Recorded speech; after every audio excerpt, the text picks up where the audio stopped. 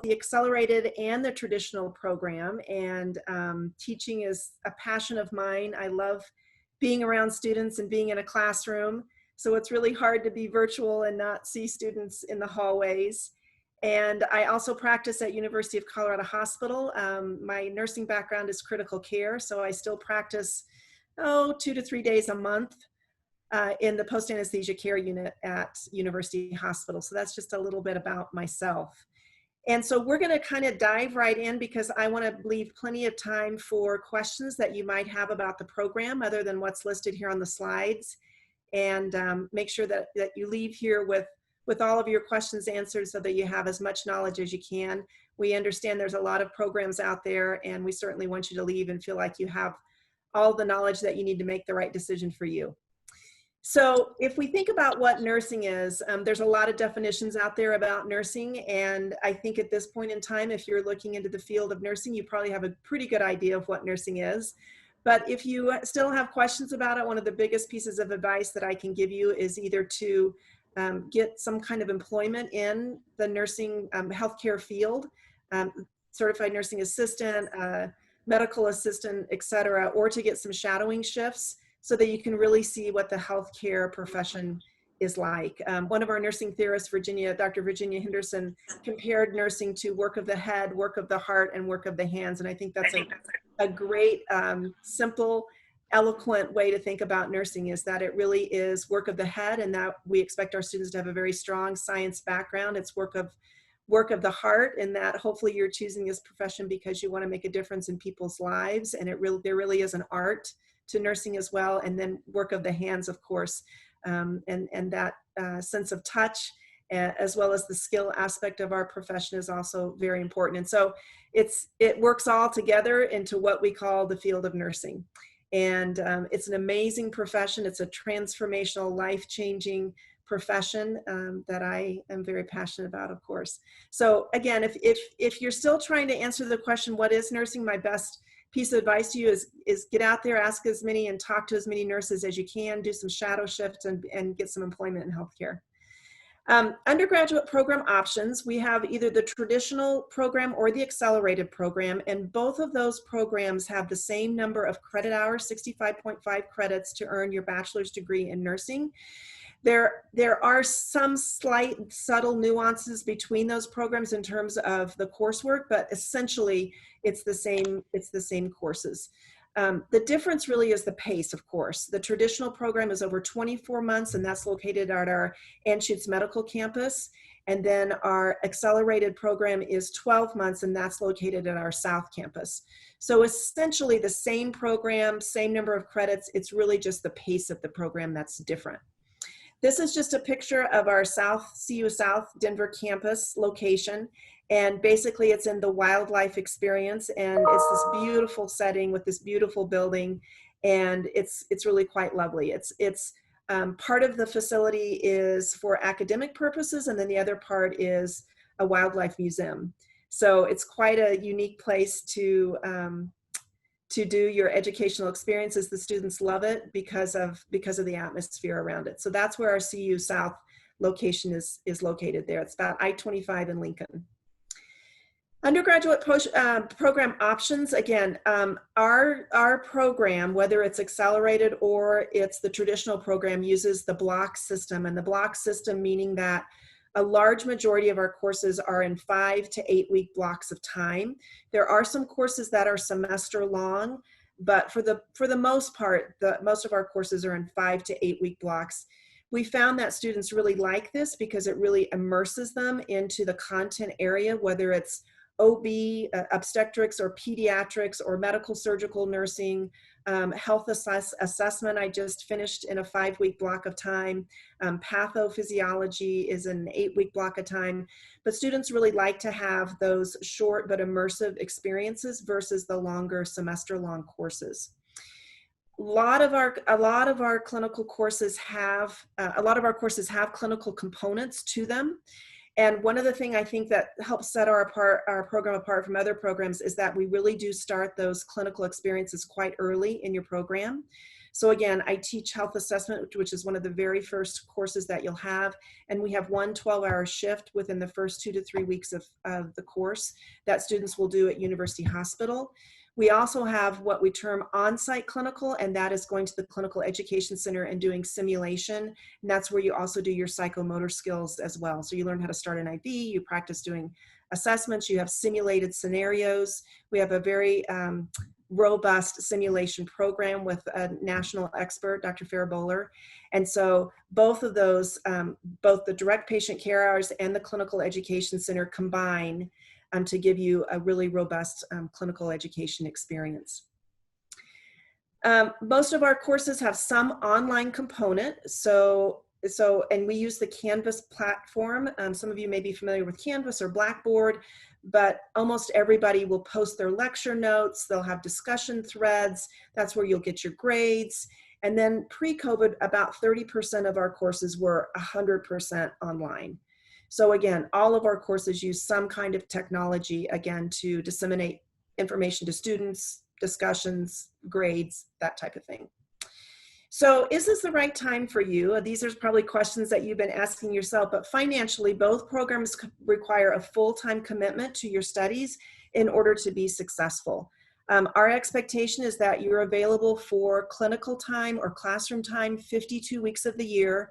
So there are occasions where we do use those traditional times off between semesters for clinical time. And so again, the expectation is that you will be available for that clinical time. Working outside of the program, especially the UCAN program, is highly discouraged. People do work outside the program with the traditional program. We basically recommend, if you're going to work outside the program, in the traditional program, about 20 hours a week is pretty much the maximum amount of time. Again, in the UCAN program, because it's such a compressed program, very rigorous, very short amount of time, it's really, really difficult for students to work outside of the program in the UCAN program. I always caution students when they talk about, I need to work full-time, or I'm working full-time and also, you know, taking care of an elderly parent, et cetera, and have outside commitments.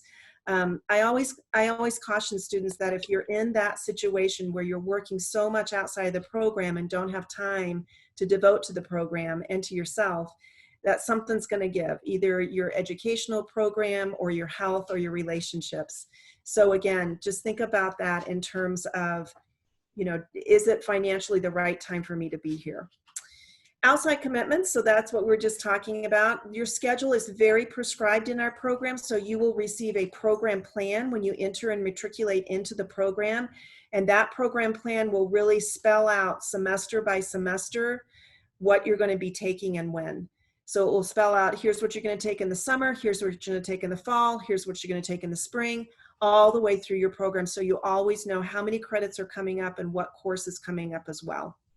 So because our program is very prescribed, it may not be possible to change your schedule due to previous personal commitments, work schedules, unforeseen personal situations. So again, when we give you your program plan and it's going to say you're going to take pediatrics in the spring, that course is in a very prescribed 8-week amount of time, and your clinical time during that course is very prescribed. So there's no wiggle room in terms of, can I change schedules with my friend because it works better for me? Or can you put my clinical dates later in the course instead of earlier? Or I need this time off because it doesn't fit with my work schedule. Basically, the answer to that would be no for all of those reasons, pretty much, just because the agency gives us those clinical dates and there's not any wiggle room around those clinical dates. So it's a very prescribed schedule. And so that's why it's really important, if you have those outside commitments, to make sure that you have a backup plan if you run into scheduling conflicts for class or for clinical. The undergraduate program today, again, learning experience deliberately designed to mimic the work environment and the workforce, even in this COVID pandemic climate that we're in. We have an amazing group of faculty that are highly committed to student success and to making sure that you, as a student, get what you need to function in the workforce. Very good reputation in our community. fully accredited, high quality program known for delivering very competent nurse clinicians, leaders, and researchers. And we have nationally recognized faculty leaders in nursing here on our faculty as well as across the United States. We also have, I think, what makes us somewhat unique is our interdisciplinary courses in the traditional program, and that's a course where you are paired with other professions that are on our campus. So for that class, you're paired into smaller groups, and your group might include somebody from the pharmacy school, somebody from the School of Medicine, somebody from physical therapy. And as a group, you work on scenarios together in an interdisciplinary collaborative effort. And students really enjoy that because they get to know the other professions and what their roles are, and vice versa. Other professions get to know what we do, what amazing things that we do as nurses. So that's a highlight too. And again, just our ongoing commitment, again, even in this time of pandemic, to make sure that students are getting what they need. It just may look different than what it was before the pandemic. But again, always thinking about our accrediting standards and the BS essential standards as well. What we do at the CU College of Nursing, we learn, share, and care. So we have baccalaureate degrees, we have master's degree, we have doctoral programs, both DNP and PhD. We serve in the community at the local, state, and international levels, caring for a wide variety of populations, from newborn to veterans to homeless, with a wide variety of healthcare needs in a variety of healthcare delivery settings. So outpatient, telehealth, nurse-run clinics, acute care. We have students who are entering into their last semester, their immersion capstone course, who are going to be at correctional facilities, who are going to be, some of them go to the rural areas as well. So all along the Front Range and beyond, we really try to get those clinical experiences as much as we can in this COVID climate to be able to really, really speak to those diverse patient populations that we're going to be caring for. This is just a sort of a snapshot of who else is on our campus. We have about 4,300 students on the Anschutz Medical Campus. So again, we are very fortunate to be in the midst of our colleagues from medicine and pharmacy and public health and dentistry and physical therapy and all of that, which makes for a very vibrant campus atmosphere. And at any given day, you can find a lunch and learn or a presentation to go to, et cetera. Even in the pandemic, we still have virtual presentations that our students can attend. So it's really great that we're able to not only collaborate with those individuals and those different professions in our interdisciplinary education courses, but also to be able to really, come and see some other work around campus. That's really cool. The College of Nursing is the only undergraduate program on the AMC campus. Let me say that again, we're the only undergraduate program on the AMC campus. All of the rest of the schools are graduate schools. Again, Tier 1 top-notch researchers from all of those programs. And this is just an example of some of our clinical partners. So University of Colorado Hospital is a huge partner of ours. They're all along the Front Range. Children's Hospital Colorado, the Veterans Hospital, which opened not long ago, the Wellness Center, the Cedar and Depression Center, dental clinics, the Dawn Clinic, which is a student-run clinic that serves our vulnerable populations in Aurora, and many, many more. So all kinds of opportunities from our students, again, from those high acuity, acute care settings all the way to outpatient clinics. Is this the right place for you? And these are just some expectations for students entering into our program. Of course, a strong science background, strong communication skills, and critical thinking skills, which are just needed in today's complex healthcare environment. It's really, really important that our students are able to, and our graduates are able to really critically think about the data the patient data that they are given, and be able to combine that and formulate a plan of care. Nurses, I always say, are the sharp end of healthcare, and they're really kind of the last line of defense from everything else that comes behind them. We're responsible for all those orders and all those different interdisciplinary teams, and bringing that together to that patient at the bedside or at the clinic or whatever setting it is. So again, strong communication skills and ability to really critically think about the data that's given in order to put that together into a very cohesive patient care plan. Computer literacy is also really important, especially these days in our remote learning world and also in the online learning world. And then I kind of briefly mentioned that we have an emphasis on simulation education and simulation experiences, and the evidence around that shows that those simulation experiences do serve very well for clinical experiences. So those clinical hours that we have in our clinical education center around simulation are counted towards our total number of clinical hours. So it's a fast-paced program. Even in 2 years it goes by like that, especially in the accelerated program, 12 months, oh my goodness, it really goes by fast. You also have an ever-changing schedule. So even though you're going to get your program plan, as I said, when you matriculate, you're thinking about changing. If it's accelerated, it might be every 5 weeks to a different course. If it's the traditional program, it might be every 8 weeks that you're changing to a different course. And so therefore, again, it kind of goes to the notion of, if you are going to work during the program, you have to know that your employer also has to be flexible in terms of, if you need to be there every single Tuesday or you can't work at that particular place, then probably this program is not going to be a good fit for you, because every 8 weeks your clinical schedule is going to change and your didactic schedule is going to change as well. So that's really important for all of you to reflect on what type of learning environment and what really your own learning style is when you're thinking about traditional versus accelerated. If you're a student who can really handle that fast-paced, lots of information coming at you, it's a 4-week course, and it's not just one 4-week course, you have that 4-week course and 2 other courses on top of that, that might be your learning style, and that's a great fit. But if it's not, then perhaps the traditional program is a better fit for you, and especially if you're thinking about working throughout the program. This is just a picture of our what's called on-site clinical, and again, our on-site clinical is in the Clinical Education Center, and that's where we do those psychomotor skills, and you also do simulation with simulated patients and simulated scenarios. That we have a designated staff and faculty, and again, a very robust simulation program here at the University of Colorado. So that's just a picture of some of the students in that space. Off-site clinical, off-site just means it's direct patient care. Off-site clinical partners, and again, here's just a list of our current partners, again, University of Colorado Hospital and that system. So that's greatly expanded all along the Front Range. Children's Hospital Colorado, Medical Center of Aurora, Memorial, Colorado Springs. So we place students all along the Front Range, not just in the Denver metro area.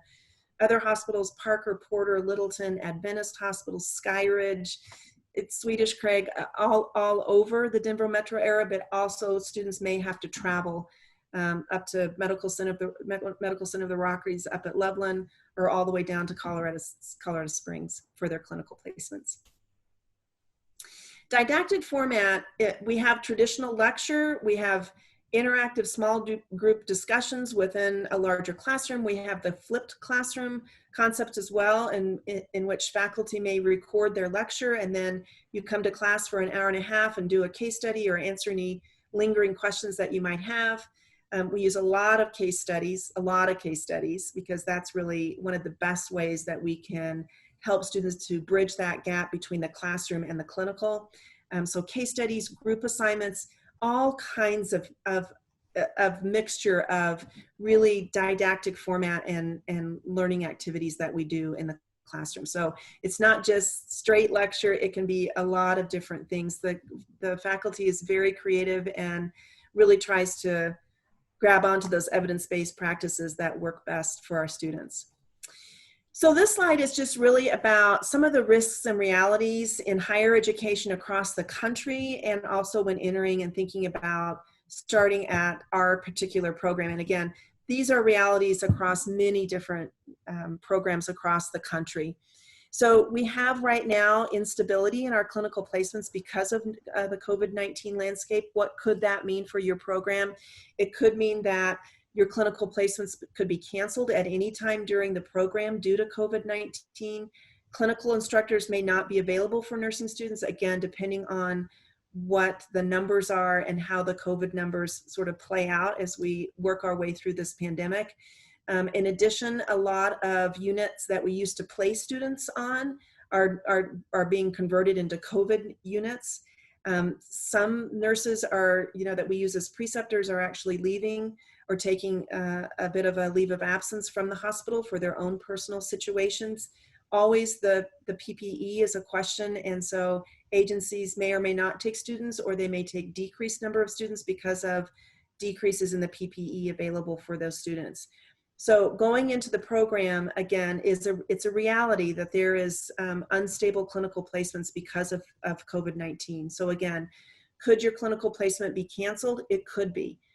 Could your clinical placement be delayed? Yes, it could be. Again, using that traditional off time for clinical time. And that is just a reality across all nursing schools across the country. Delayed start of the program or prolonged length of the program could also occur, again, due to clinical placements. So the program might need to be paused. Your progression might need to be paused because we don't have the clinical placements that we as a faculty feel that you need, or we don't have those clinical experiences that we as a faculty feel really are important to your development and to be able to reach those program outcomes that we've set. Remote online clinical and or didactic learning environment for the majority of the program is a possibility. So again, the remote learning that we're currently experiencing right now that started in the spring, that could continue, and it could continue for a while. So being in a remote environment is sometimes extremely challenging for students. So again, self-reflection about, is this a good time for me to be in school in terms of the potential to have all of my didactic coursework in a remote environment?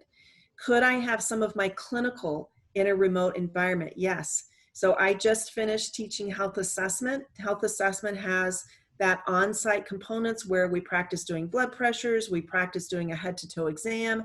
All of that was put into a remote environment.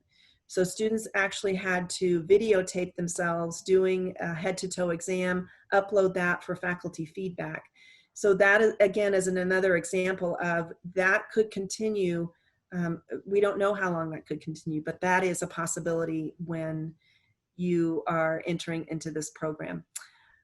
Pause in the program or delay may have financial implications for student loans and graduates entering into the workforce. So again, if you're thinking, I'm going to start here and I'm going to end here and it's going to be this amount of time and then I plan to do this and enter into the workforce so I can start paying off my loans, that may change. And again, we just can't predict what that's going to look like. Modified portion of virtual clinical learning with direct patient care clinical experience. So some clinical courses, let's take pediatrics for example.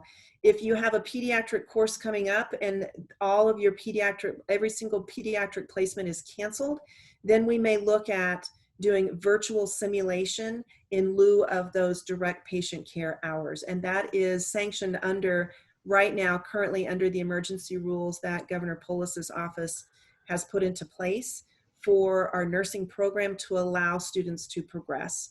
So it could be that some of those clinical courses would have 100% simulation hours, while others are going to have modified hours perhaps.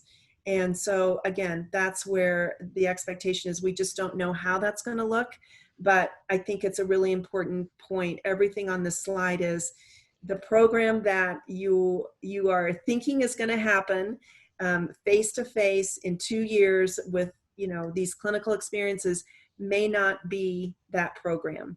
And that is due to all of these things that are listed on the slide. It's due to what are our COVID numbers looking like? What are our agencies doing because of that? Are we going to have a surge? And so therein lies the ability to pivot and be very nimble in order to continue the progression.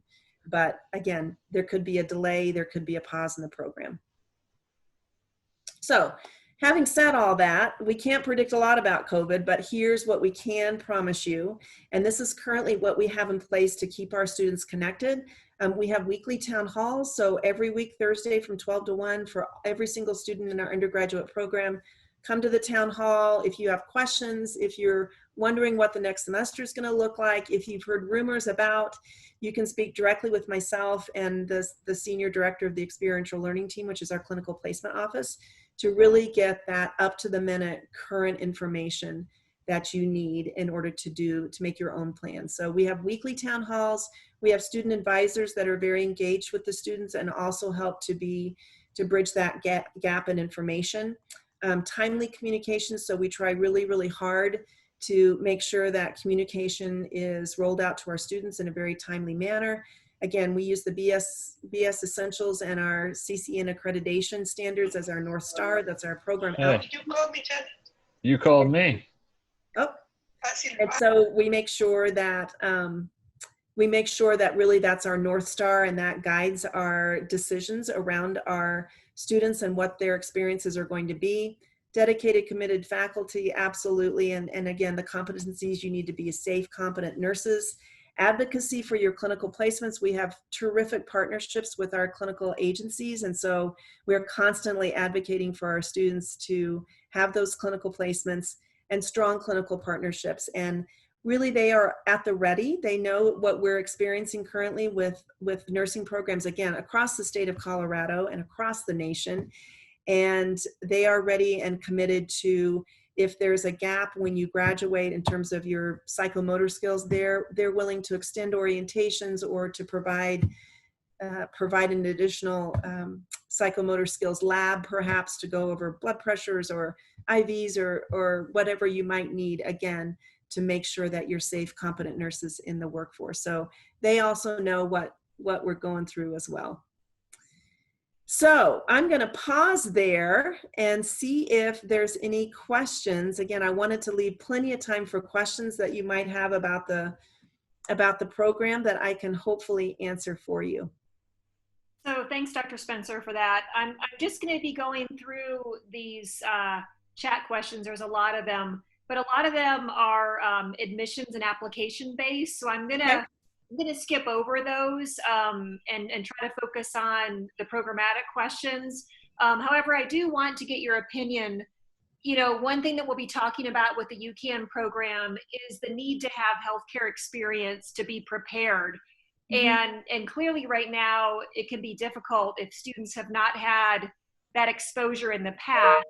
It may be difficult for students to get that experience now. Yeah, I don't know what your impression would be or your response to that, Dr. Spencer. I mean, it is such a fundamental requirement because of the fast pace of the program. So I don't know if you would have a recommendation or just ways in which students could be prepared for that intense one-year path. You bring up a really good point, Amy, in terms of the preparation for the accelerated program is so important because you really do hit the ground running. And there's not a lot of time, whether we're talking about healthcare experience or really about having a strong science background.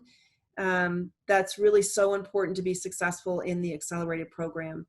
As far as healthcare experience, I mean, that is tough, but it is essential really for the accelerated program to be able to have some sense of what it means to be in the healthcare field. And also, again, to be able to really be successful in the program and be successful in the clinical environment.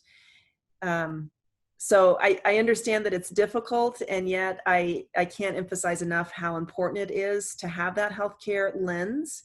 Right. And I also think, you know, the other piece to your point, Amy, is coming in with that really strong background. And especially, you know, I would say with anatomy and physiology, I think those two courses are just so important to have a good grasp of. So in other words, when we talk about congestive heart failure, we're not going to spend 30 minutes talking about how the blood goes through the heart and what the different valves are and how the valves, we're going to say, okay, you guys already know that. So let's talk about how to take care of a patient with congestive heart failure and what's the disease process. So that again is, and because it's such a condensed program, there's not a lot of time for you to say, oh, I've got the next 3 days that I'm going to brush up on how the heart works. It's pretty much, you have maybe a day, maybe 2 days out of a week that you're not in class or in clinicals or in the clinical education center. And so that's why it's really important to be able to have that really strong foundational knowledge piece. Right. And a lot of times, Anna Pin and myself, if we were talking with prospective students and they don't anticipate having any really strong patient skills, direct patient care, we'll say you always have the option of applying to the traditional pathway. Absolutely. It's essentially the same program in terms of credits, and there's a lot more time to learn those basic skills. So that would be my biggest piece of advice. Absolutely. Totally agree with that. Okay. And in terms of the, there was a question, are students being trained in performing telehealth evaluation of patients? Currently, our undergraduate students really are not doing telehealth at the moment. Our graduate students are doing telehealth, but our undergraduate students at the moment are not doing telehealth. I think for our spring students, when they did their community health rotation, they did some online teaching to students. That was part of their community health rotation. But at the time, there really wasn't any opportunities for our students to do telehealth. It's certainly something that we've talked about. Should we need to develop that a little bit more? I think that we probably would. It just hasn't presented itself currently for students. Okay. And this next question, I think it's premature to be able to answer this, but I'll ask it anyway. So are students who have had to engage in remote learning been able to successfully pass the NCLEX? So our students last spring, so in the last part of our spring semester, when all of our clinical placements pretty much shut down in the midst of COVID, so the middle of March to the end of May, so that would be our cohort that then graduated in May and then took their NCLEX exam. So I just checked the Colorado State Board of Nursing NCLEX pass rates, and they haven't posted any for 2020. The last ones they posted were for 2019. In 2019, we were at 93.66. So we haven't really seen the data from the 2020 cohort that graduated. So I couldn't really tell you. Our NCLEX scores are always in the 90s, but to your point, that class will be the first class that we've graduated that didn't have potentially as many clinical hours as previous cohorts. Sure. Okay. So if students are not able to get into in-person didactic or clinicals due to COVID, would they receive a tuition discount? If students are not able to do clinical experiences, is that the question? Or have in-person clinicals or didactic classes? Right. So basically the answer to that is no. And the reason for that is that students are still receiving the number of credits that they need to graduate with their bachelor's degree. They're just receiving them in a different way. So for example, if students were not able to get their direct patient care hours in the spring, those hours were substituted with simulated learning scenarios that counted towards their clinical hours. Got it. Do you happen to know the attrition rates for the traditional and the UCAN programs? I would say I don't know that we really track attrition, Amy. I would say very small. Yeah. I would say definitely, minimum of 90 to 95% of students will finish the program. And even though, some of our students will take a leave of absence for a variety of reasons, the majority of those students return to successfully complete the program as well. Correct. Okay, let me just. Very high retention rate and very low attrition rate, I would say. Mm-hmm. Exactly. So I think that those are all the program questions. There were a couple questions about percentage of online learning, but I think those questions were posed before you got into that slide that really talked in depth about the fact that the majority of the program could be, especially didactic, could be online. So I think we've answered those questions. The majority of these Anna Pin and I will cover at the end of the admissions presentation. So I think, so Dr. Spencer, thank you so much. And we appreciate your time and know that you're very busy. Oh, no worries at all. And I was just going to add I'll just give you an example. For our fall semester, all of the didactic will be remote for all of our students. And then we are going to bring students back on campus in small groups for the Clinical Education Center time. And then currently they're all scheduled for their direct patient care hours. So the didactic piece would be remote and then getting the clinical piece together. Mm-hmm. Great. Yep. Thank you so much. All right. Thank you and good luck to everybody. So we'll go ahead and shift gears just a moment, and we'll proceed with the admissions and application portion of the presentation. And I want to introduce my colleague, Anna Penthelan, who some of you may have already communicated with. She is going to take the lead on the accelerated UCAN program portion of the presentation. And then once she is finished talking about the UCAN program, we'll go ahead and transition into the traditional pathway that I'll be talking about, and then we'll talk about general application questions after that. And again, please just enter additional questions into the chat, and we'll go back and review all of these previous questions that relate to the application and admissions. So Anna Penn, are you there? I am. Hi, everyone. Good Okay. afternoon.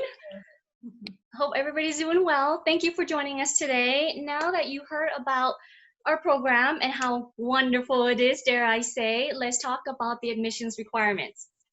For the UCAN Accelerated program, know that you must have a previous bachelor's degree from a regionally accredited institution, and it has to be completed prior to starting the program. So degrees could be in progress and you could apply, but you must have that degree before starting the program. And for those who happen to have like an international degree, contact us where we would do an evaluation just to make sure that your foreign degree is equivalent to a US bachelor's degree. And as far as, in addition to the degree, you also need to have healthcare experience. I know Dr. Tammy Spencer mentioned that it is a critical requirement for how prepared you're going to be for the program. And both Amy and I agree, you will need to have previous healthcare experience. And that could be by way of volunteer, shadowing, certification working as a CNA, a medical assistant, EMT, paramedics, just to name a few. So again, direct patient care is preferred. We want to see skills that are pertinent to the field of nursing. And as far as number of hours, we don't have a minimum, although we always want you to have, the more the better. That's always the general rule. And I ran a report from the last cohort, and the average is around 750 hours to 1,000 hours. That might sound like a lot, especially now that it's hard to obtain. But again, that was strictly for that previous cycle. For this upcoming cycle, that would likely vary depending on the number of applicants we receive, as well as the level and amount of experience each applicant has at the time of application. As far as prerequisites courses, based on that degree, you would just need to complete 5: human anatomy, human physiology, microbiology, chemistry, and statistics. Grades of C or better will transfer to meet our requirements, but a minimum 3.0 prereq GPA is required. As far as time frame, we have a 10-year expiration time limit for prerequisites. As far as courses, you may take it at any regionally accredited institution, whether it's a 4-year university or community college. And online courses and labs are acceptable. We have always accepted online labs, right, Amy, and courses. So this is nothing new to us due to the current pandemic. And truth be told, labs are not required with those courses, although we highly recommend it because those are fundamental for how prepared you're going to be for the program. So we do encourage you to take it, although it's certainly not a critical requirement. So, we'll leave the decisions entirely up to you. We would certainly take the lab, especially if that grade will help boost your lecture grade. So certainly think about that. As far as academic records, again, we're going to be looking at 2 GPAs. That is your overall cumulative GPA based on all coursework attempts, meaning all previous course attempts. So if you got, let's say, for example, you took a course, got an F, retook it, and got an A, both the new grade and the old grade will be calculated in the GPA. But as far as if it was like a prerequisites course, we will take the highest grade attempt. So if you got a C and you retook the course, got an A, we're going to take the A to fulfill the prerequisite requirements. What else? Okay, so we're leading into the traditional pathway, so I'm going to hand it right back to Amy, but Amy and I will hang around to answer any questions you have at the end of the session. Thanks, Anna Penn. So Anna Penn is my partner in crime, and we work closely together. And she is the primary advisor for the UCAN program, as well as our RN to BS and dual enrollment programs for any of you looking at the associate degree route in nursing. We're not going to be talking about those programs today, but Anna Penn would be the person to reach out to. And whereas I primarily work with traditional students and also integrated nursing pathway students, and again, we're not really talking about the integrated pathway today, but you can always feel free to reach out if I can be of any assistance in the future. But we are also cross-trained, for the majority of what we do. So feel free to really reach out to either one of us for assistance. So in terms of just shifting gears a moment into the traditional pathway program, this is our 24-month program. And we'll talk in more details about start times and application in just a few minutes. But, in this program, your academic background will dictate how many and which prerequisite courses you would need. And as was mentioned in a previous chat, students with or without a previous bachelor's are, qualified for this program. And we don't require healthcare experience. So this is definitely a viable pathway for a lot of students. And I think Anna Penn would agree that we talk to a lot of prospective students who have previous degrees and never even thought about this path. But the more they learn about it, then it's really attractive and it's a good option. So please keep an open mind. The bachelor's degree, as long as it was earned at a regionally accredited institution, it never expires. For the students that have a previous bachelor's, those same 5 prerequisites that, were on that slide previously for UCAN, the human anatomy, the human physiology, the microbiology, chemistry, and statistics, those are the 5 courses if you're going to have a previous bachelor's. For those of you that are planning to apply without a previous bachelor's, there is a list of 16 prerequisites on our website, and all of those would need to be completed. And we require students to transfer with at least 60 semester credits so that you can be at the junior level. And so a lot of times, in addition to the 16 prerequisites, students need at least a couple of academic electives to make sure they've hit that minimum of 60. And it's not just for academic standing that you need to be a junior, but also for financial aid purposes in terms of being able to transition.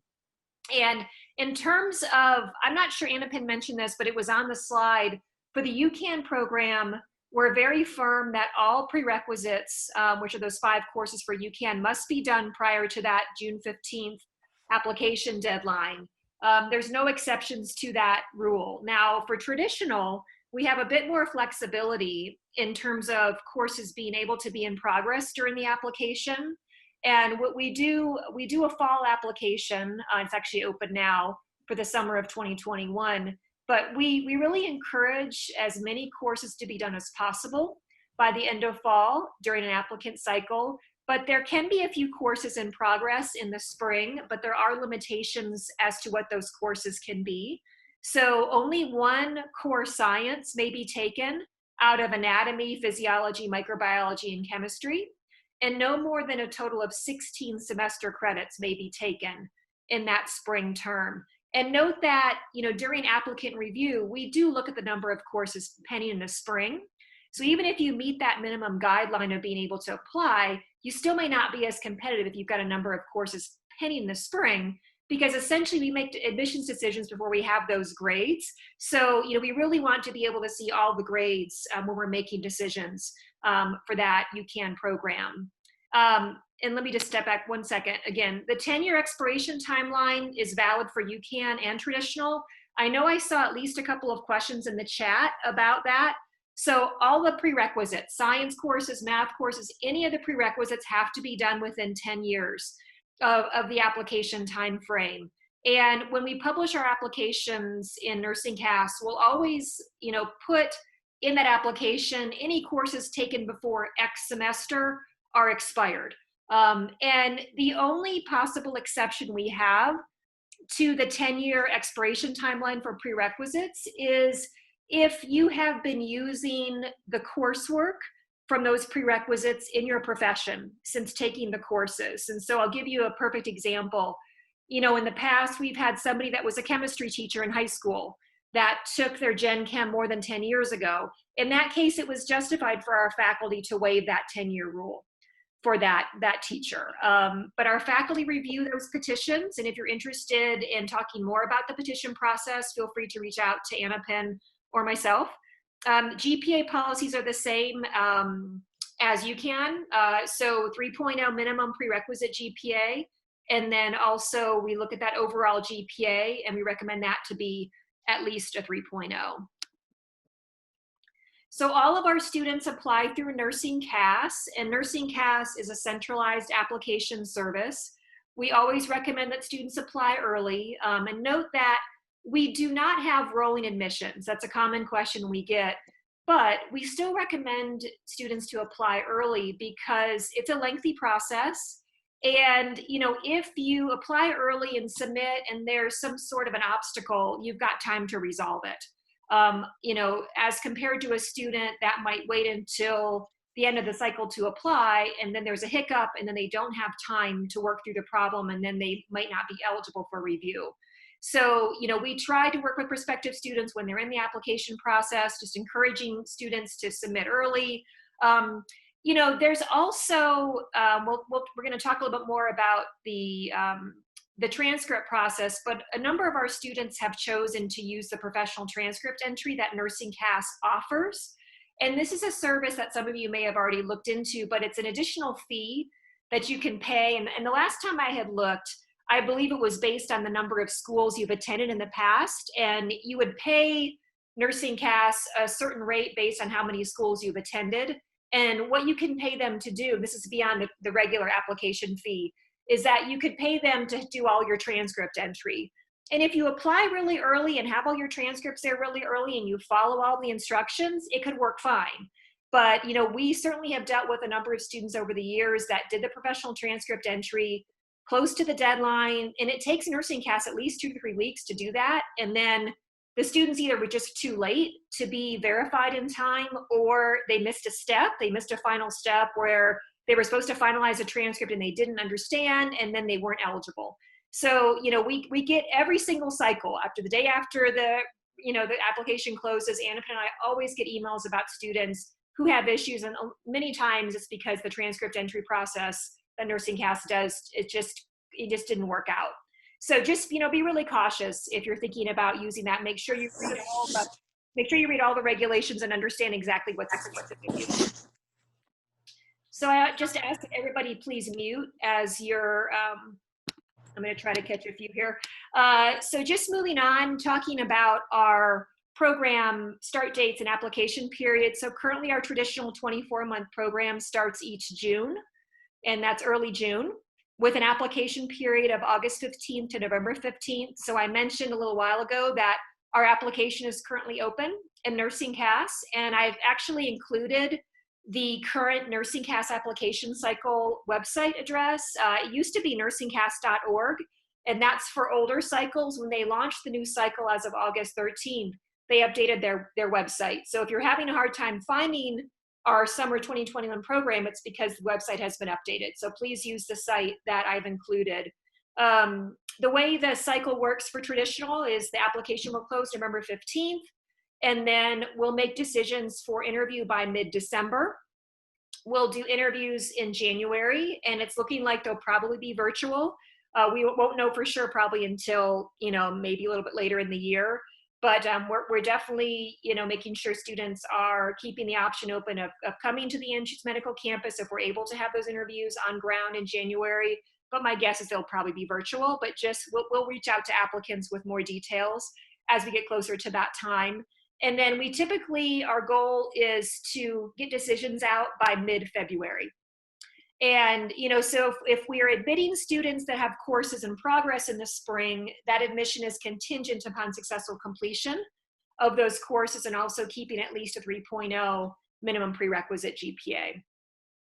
In terms of UCAN, we currently start that program each January, so it's an early spring start, and the application period is March 1st to June 15th. And, you know, one thing we're trying to tell all prospective students are recommending is that keep checking our website for updates. You know, as Dr. Spencer mentioned, you know, we're in the midst of this unprecedented pandemic, and we can't predict if there will be delays in the future in terms of when we're going to start our programs. You know, a lot of that will be based on what happens with current cohorts. We also don't know if there's the potential for changing some of our application timeframes. So, you know, we'll do our best to put updates on our website, you know, but we just always want to encourage students to, you know, be looking at our website to check for updates. As part of the NursingCast application, you'll upload essays. There's a 3-pronged essay that you'll upload as part of the process. You'll also have to have 3 professional and or academic references. And how that works in NursingCast is when you get into the references section, you'll be asked to enter the names and the email addresses of your 3 references. And then NursingCast reaches out to those references directly to provide the instructions. So you won't be accepting the letters and uploading them. Everything is done through NursingCast. And so what your references will be asked to do is, it's a 2-step approach in terms of the references. So the first thing they'll do is they'll log into their portal in NursingCast, and they'll answer on a Likert scale how they view a number of characteristics that you possess. And then the second part is that they'll have to upload a letter on your behalf. And so, you know, we get this question quite a bit in terms of, you know, well, who should I ask for the letters? You know, what should the letters be about? You know, the first and foremost, they need to be professional or academic.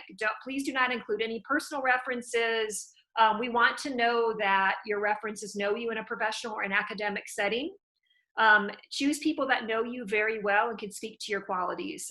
You know, the letters are taken seriously. We review every line of every letter that we receive. And so it is an important part of the process. So be choosy when you're thinking about your references.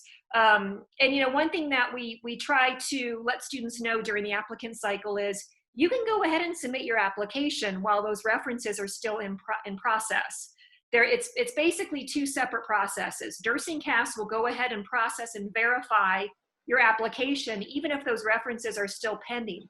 And those references have to be complete by the application deadline, but there is, you know, you have a little bit of time to work with those references, whereas you don't want to wait to the last minute to submit your application because there is a significant processing time on the NursingCast side. And when I say processing, NursingCast does a verification process. And what that looks like is you're going to upload all of the courses that you've done. You'll do the transcript entry of all the courses you've had in the past, even if they're not required in terms of prerequisites. Every part of your background has to be included in terms of all those courses you've done, not high school courses, but anything you got college credit for. So if you had a concurrent enrollment class in high school that you got a course from CU Succeed or through your local community college, we still need an original transcript for that. So don't forget about those things, because if you forget it, you know, that could delay the processing of your application. And we recommend at least 4 to 6 weeks ahead of time that you submit your application, because the processing time can be that long, which is what NursingCast typically posts in terms of their time frame.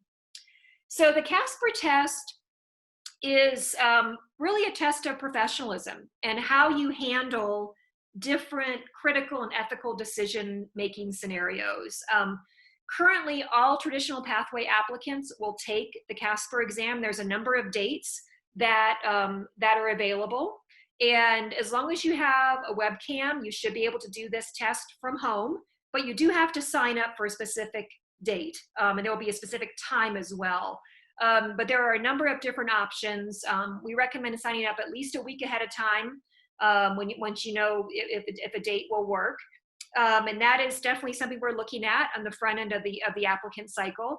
And in the last couple of cycles, UCAN students that have advanced to the interview have been required to take Casper, really simply because Casper didn't have as many exams offered earlier in the year.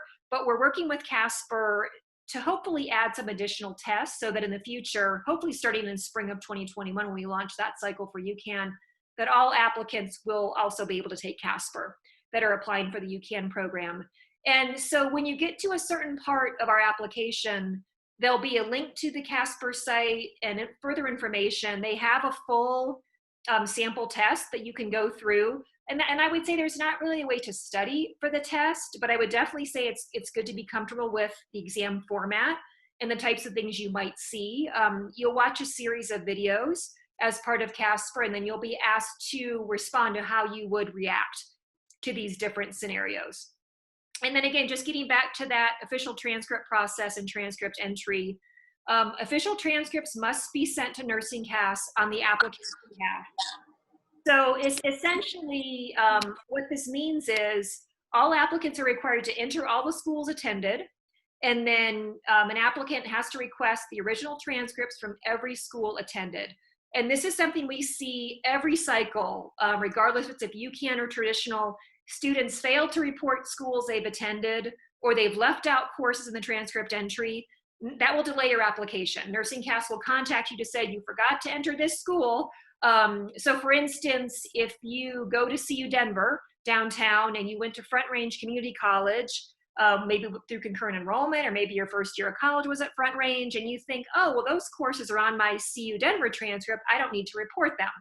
So that is a common mistake. Don't do that. We need every transcript from every school you've attended.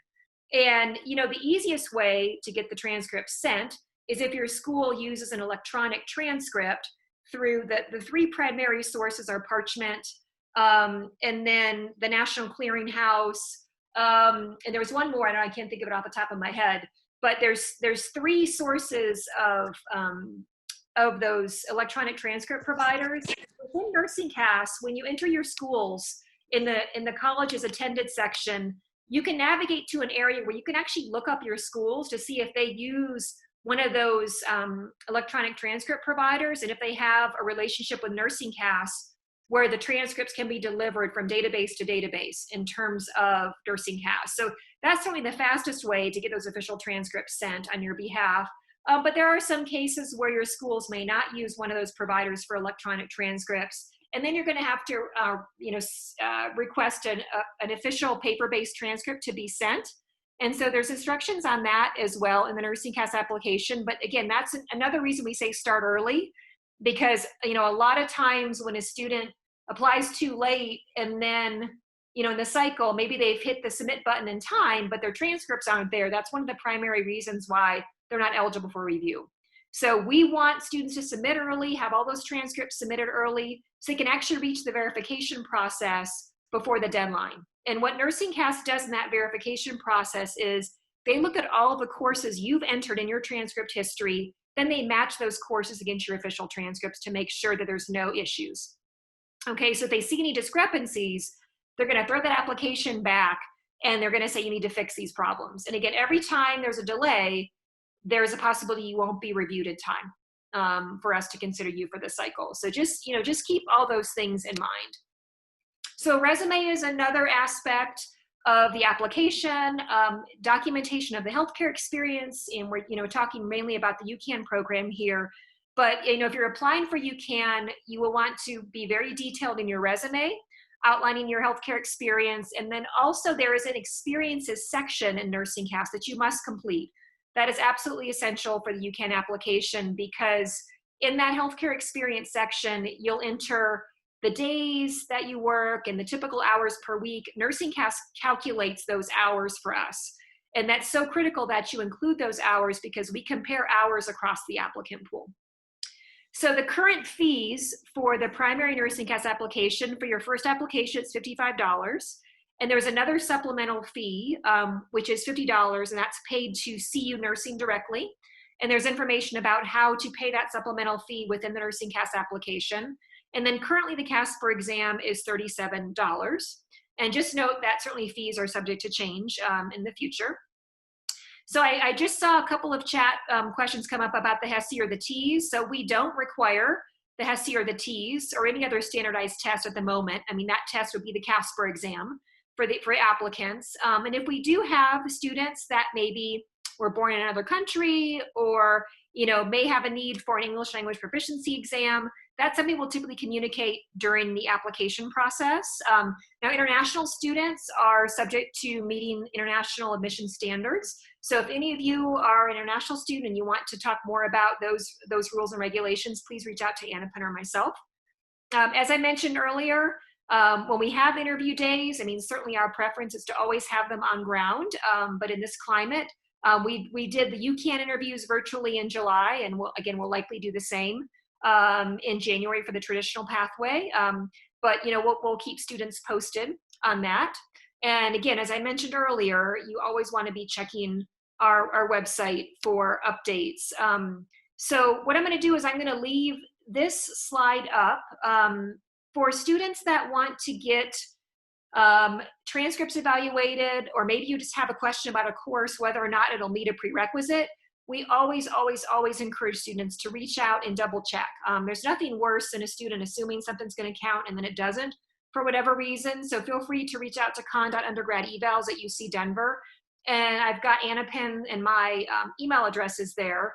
So what I'm going to do now is I'm going to scroll back up to the top of these questions. There are a lot of questions, and we've got about 25 minutes here. And I'll get through as many of these as I can. If we hit the 5:30 mark and we haven't gotten through the questions, what I'll do is I will copy all these questions, and I will try my best to follow up by email if we don't cover everything before the end of the session.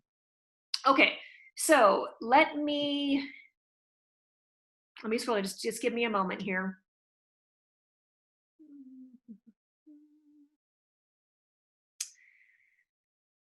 Okay, so I mentioned this in the chat. A few students, I think, ask about WUI, which is the Western Undergraduate Education Program.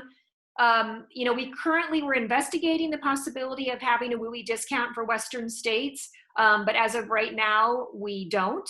And so if you're interested in looking at what it would take to qualify for residency, as Joanna mentioned earlier in the financial aid session, that is all based through the registrar's office. So we would encourage students to look at, what it would take to establish residency, because obviously the tuition rates are much higher for non-residents. So if you can't find that information, feel free to reach out to Anna or myself so that we can help guide you to that website. Okay.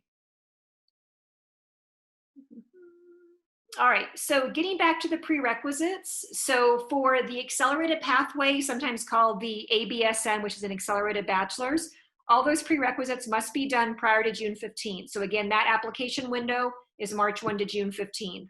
I don't know if I mentioned this earlier, but if you are going to be applying for UCAN this next year, and let's say you're finishing up your last prerequisite in spring of 2021, that's okay. And you can apply early. You don't have to wait until that prerequisite is done, because we want you to indicate that you're currently taking that course. And if you submit your application, NursingCast could do their verification, but we'll know to be looking back, maybe near that deadline to see that updated grade. So what would happen is you would submit the application and then send your transcripts as they are.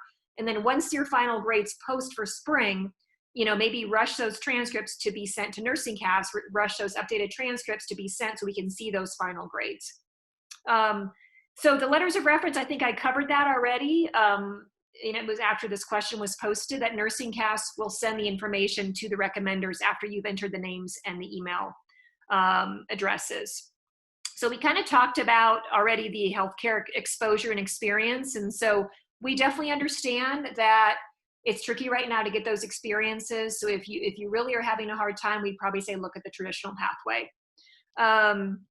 And then again, for the traditional pathway in terms of prerequisites, there are some courses that can be in progress, as I mentioned earlier, and our website also outlines what can be pending during that process. Again, we're most concerned with courses that are in progress in the spring of an applicant cycle.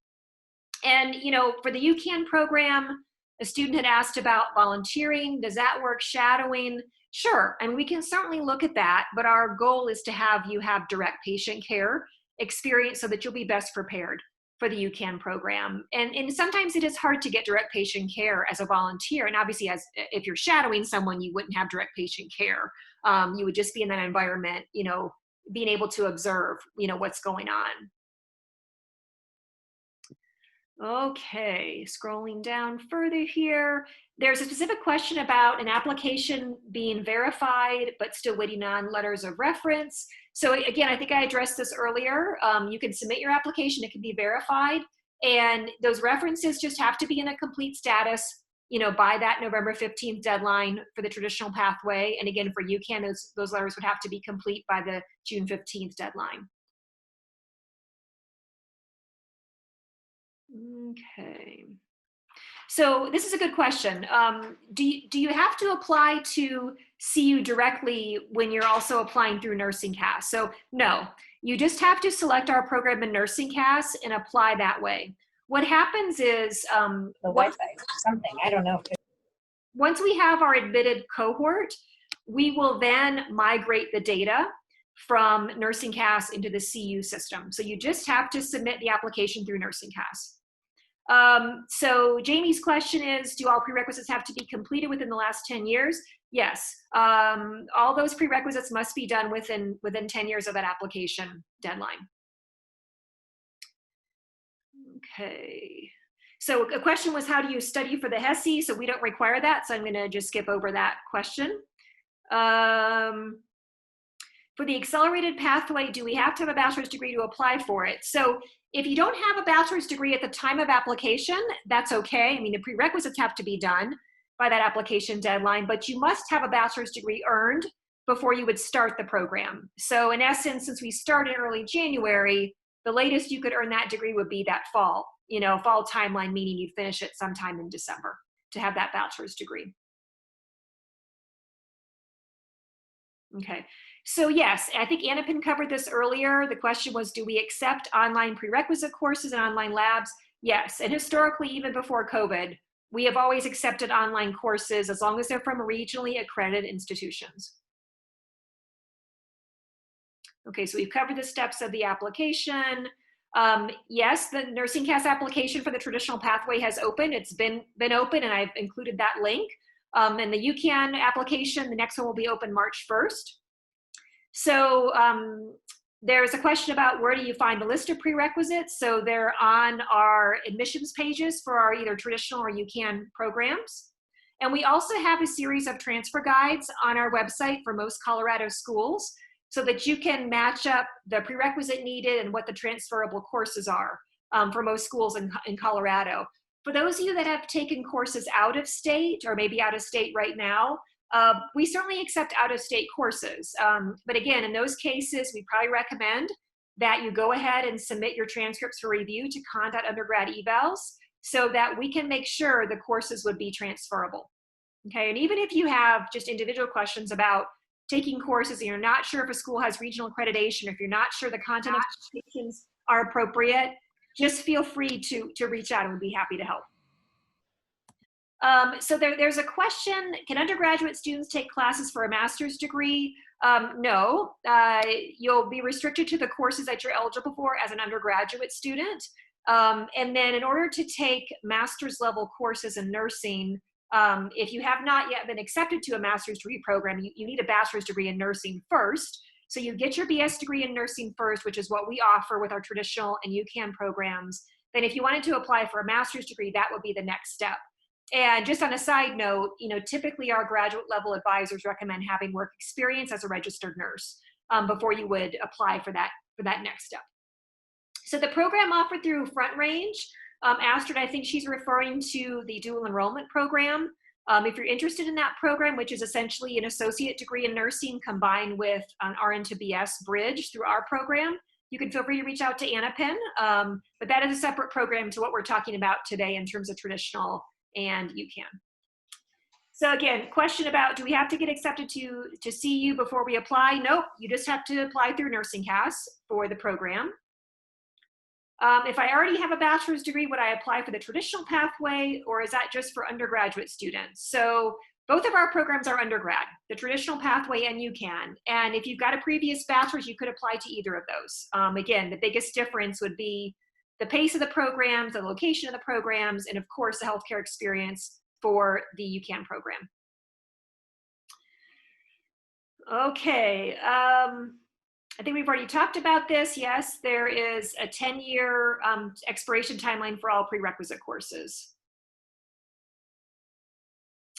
I'm answering a question about, I noticed the nursing CAS application program saying they're only open until October, but the CU applications run through November.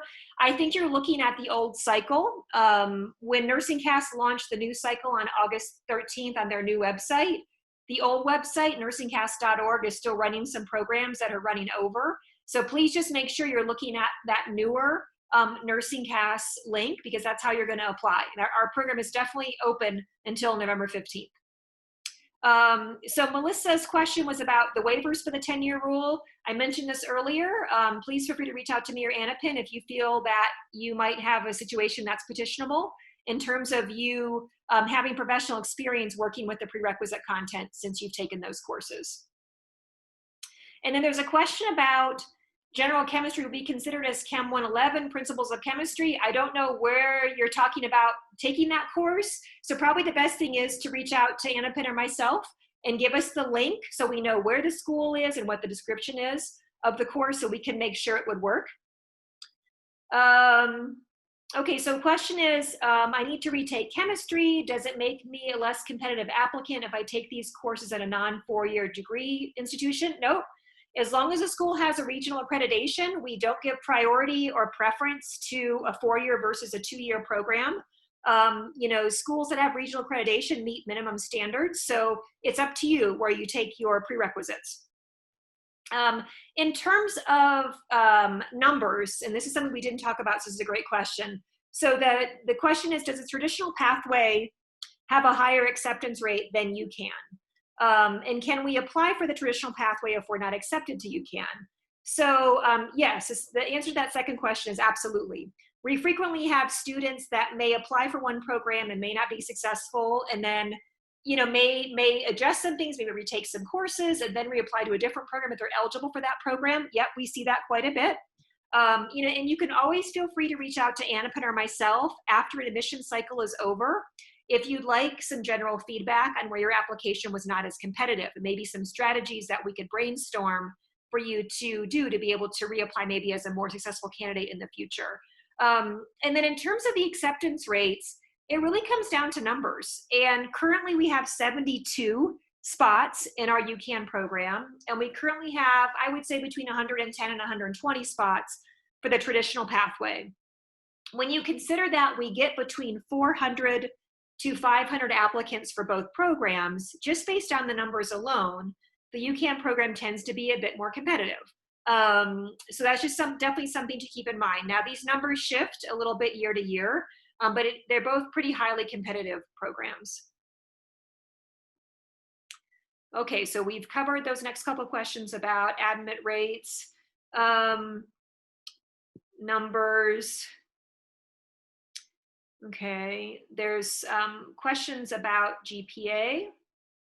So we actually look at 2 GPAs in the process. It's not just prerequisite GPA. We look at prerequisite GPA, and that has to be at least a 3.0. And we're looking at the highest course attempts that are documented for that prereq GPA. And then we also look at the overall GPA. We recommend that to be at least a 3.0.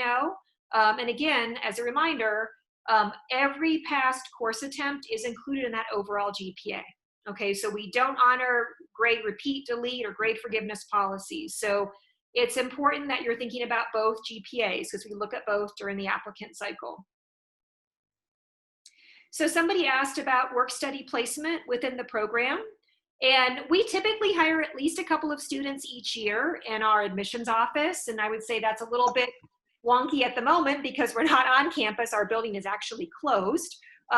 We do have one work-study student right now that's actually helping us virtually, answering emails and reaching out to prospective students. But I would say, when we're in a, kind of more normal, whatever that looks like in the future, atmosphere, we like to have at least 3 to 4 students for federal work study in our office. And note that if you qualify for federal work study, we're not the only, office on campus that has work study. There's positions all over campus that you might be able to qualify for. And okay, so there's a question about a repeat. Oh, it's about chemistry. Okay, so if, one thing to note is if a student has taken general chemistry, organic chemistry, biochem, whatever really that highest grade is out of those classes could work for the chemistry.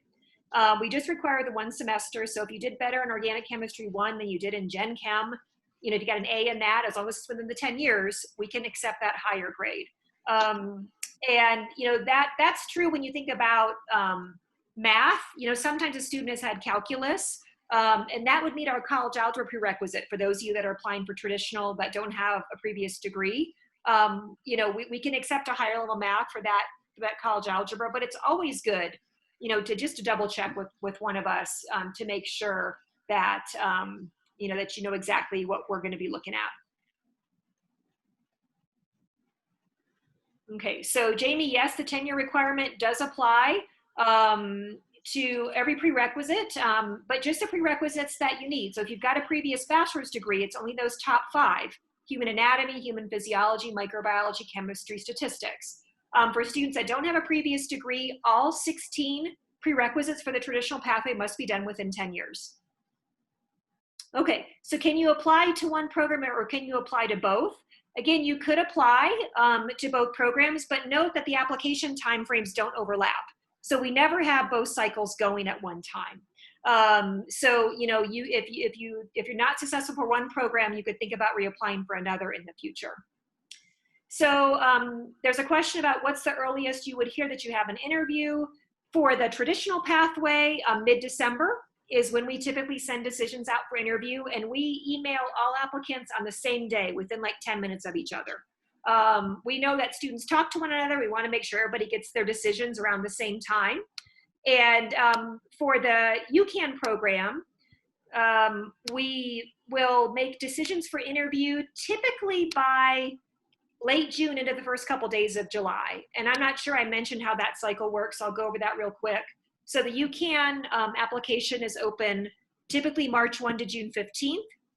We'll try to turn those applications around and get word out July 1st, 2nd at the latest. And then interviews are typically late July. And then we'll make decisions for the program by early September. And that, again, that is for a January start. So SET is not required, which is another question out here. And then in terms of, GPA, we had a student ask, would an applicant be considered if the prerequisite GPA is a 3.0 or above, even if the overall GPA was below a 3.0? So yeah, we definitely look for that minimum 3.0 for the prerequisite GPA. If the overall GPA is below the recommended 3.0, we'll still review applications. It's just, we always, want students to know how competitive you are, that was based on the applicant pool. And this varies, year to year, but I would say students that have typically prereq and overall GPAs of 3.5 and above tend to be more competitive. Now, I don't want to say that's the general rule because the cycles do look different year to year, but GPA is certainly an important factor when we're looking at applications. For students that are applying from out of state, do we require in-person interviews, assuming we have on-ground interviews? Yes, we do. We've had students come internationally before to come to interview day. We want everybody to have the same process. So yes, we would require students to be on our campus at the Anschutz Medical Campus if they're invited to the interview. I think I've already gone through the question about UCAN when you get notified. That's, again, interviews take place late July. And then by early September, we send out decisions. Are the letters of recommendation similar to letters written for medical school? Would medical letters be acceptable? So I would be very cautious about recycling letters for medical school, especially if they've referenced medical school.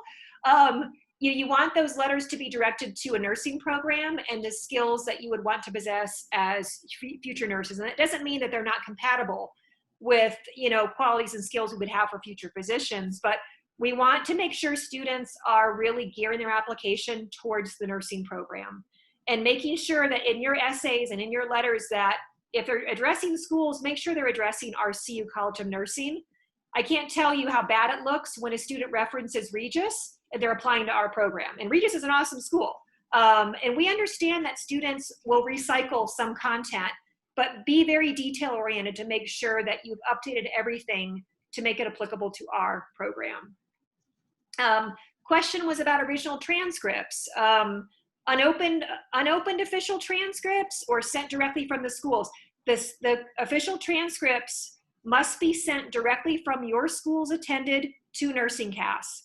Anytime you come in contact with a transcript, whether it's sent through the mail, even if you don't open it, for us, it's not considered official.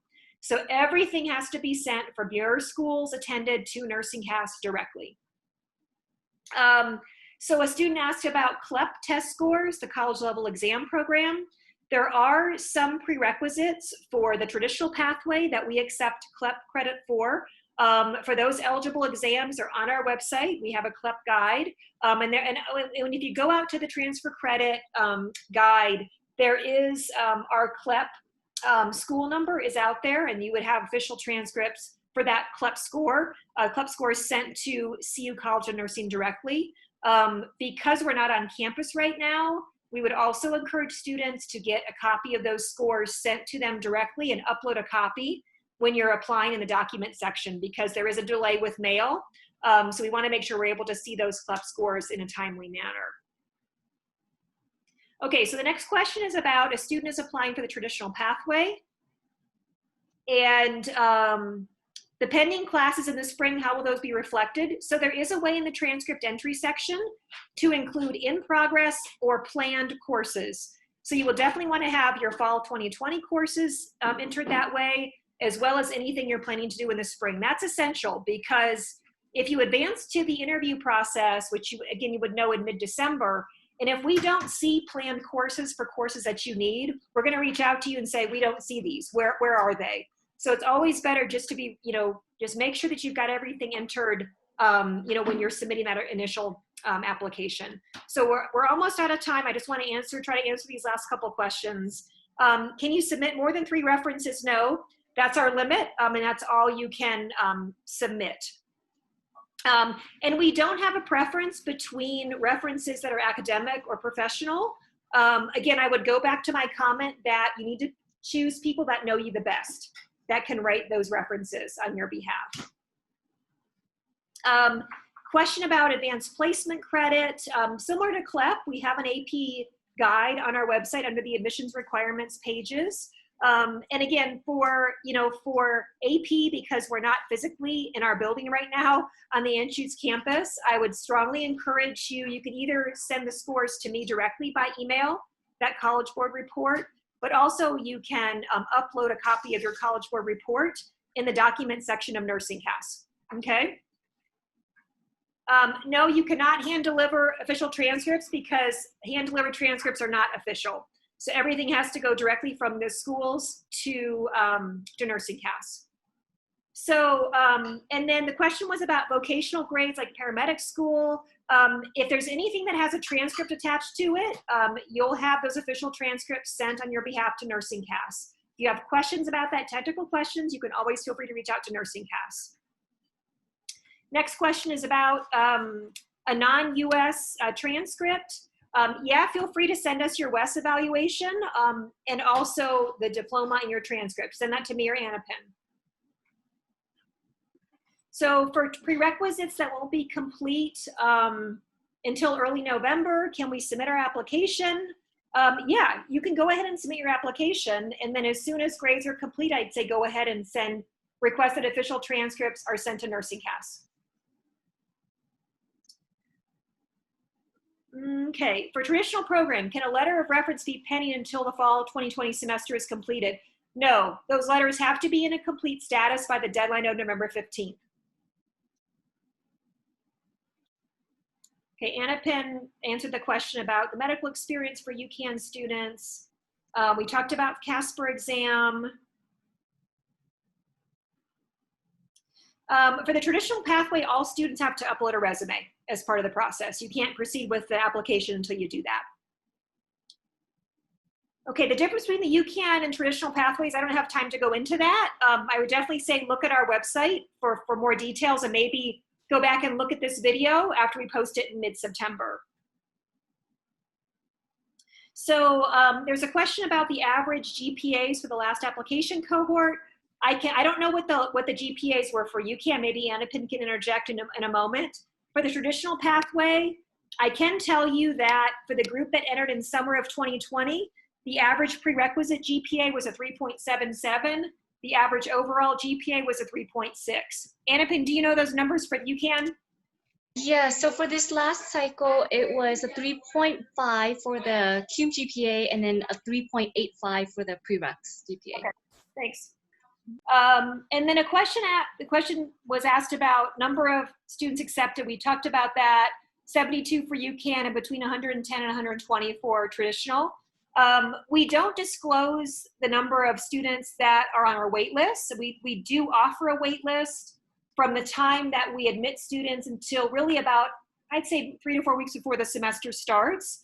And if any of our admitted students do not accept placement, we can go to our wait list to offer spots. But then the wait list dissolve at the time our programs begin, and the application will start fresh in the next cycle. So we have not seen really an increase or decrease in applications. I think this next year will be more telling in terms of if our numbers change regarding COVID. So I think a student is asking if classes are taken at Front Range, could they transfer into the traditional or the UCAN program? And I would say it's only for prerequisite courses that we can accept. So if a student has already been in a nursing program at Front Range or another school, we do not accept any transfer credits to substitute for our nursing requirements. And also if students have been enrolled in another nursing program, as part of the application, we need to see a letter of good standing from that nursing school, as part of the application process. So if you were dismissed from another nursing program, I mean, not prerequisites, but I'm saying actually being enrolled in a nursing program, if you're dismissed academically, we could not admit you into our program.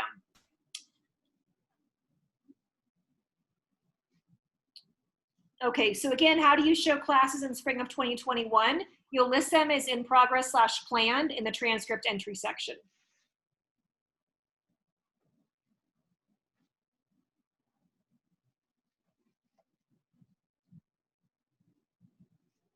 There's a question about dietitian or dietetics experience. I mean, I think that that's great exposure to the health field. And I know that some dietitians work with G-tubes and actually have direct patient care experience. I mean, we would just say the more patient exposure you have in a variety of settings, the better. So I think Annapin and I would typically recommend for a dietitian to also have exposure to patients in other ways if you're going to be applying for the UCAN program. So letters of reference could come from, professionals you shadowed. That's perfectly fine. We recommend direct patient care experience for the UCAN program, for sure. I mean, that's our preference for students. Academic references from high school teachers. I'd say it's better to have college level because you've got to have at least 2 years of college completed. So I think our preference would be for college level academic letters during the process. So direct patient care is not required for traditional, and it's not an admissions requirement. So it's not something that we consider as a direct factor for the traditional pathway. So the PowerPoint that we use will be on our website. Once we get this posted, I'm also happy to send out the PowerPoint in a separate email. Introductory statistics, we take a number of different stats courses, business stats, social science stats, biostats are typically meet the requirement, but if you're not sure, check with myself or Annapin. So for the UCAN program, all prerequisites have to be done before the June 15 deadline. You might have 2 courses pending in that semester of the spring, but they must all be done by June 15. What I talked about earlier is the traditional pathway. You could only have 1 core science pending this spring of our traditional application cycle.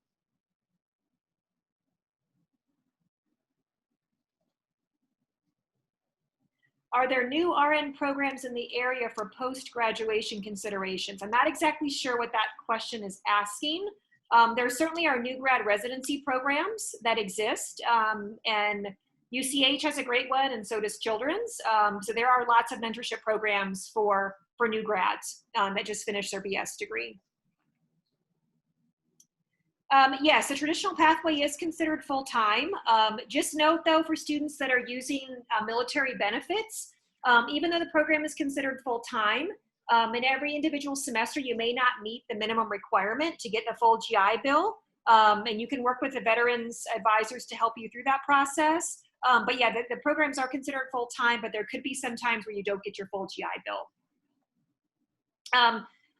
Question about students that go directly from traditional into masters. Generally not, it's a separate application process. And as I mentioned earlier, typically we recommend that you have experience as a registered nurse before going to that next step. There's no specific guidelines about letters of reference. I would say Google, strong letters of reference to see what the elements are that should be included. For traditional, we don't look at healthcare experience as a direct factor. One thing I would say though is that students that have experience, that may help shape the way they respond to our essay prompts that are part of the application, and it could also maybe impact the way they interview. So I would say there's never a downside of having experience, but it's not a direct factor for admissions for the traditional pathway. For letters of reference, yes, all three can be professional. We'd like to have an academic letter, but it doesn't count against you if you have 3 professional letters and no academic. We don't need proof of CNA license. You could upload it in the licensure part of Nursing CAS, but again, the more critical aspect for the UCAM program is documenting your healthcare experience in your resume, as well as that experiences section in Nursing CAS. Okay, last 2 questions. Where in the Nursing CAS application do we enter classes that we have in progress? It's all in the transcript entry section under colleges attended. Okay, there's an academic history, there's colleges attended. As you walk through the process, you should find it. It's a pretty intuitive process to get all those things done.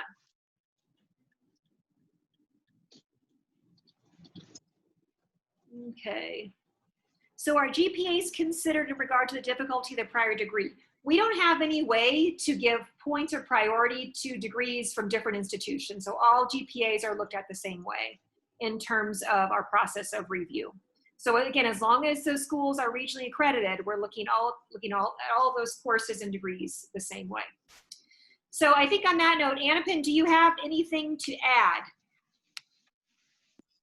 Just that if you have any other questions that we didn't address. Oh, sorry, repeat that.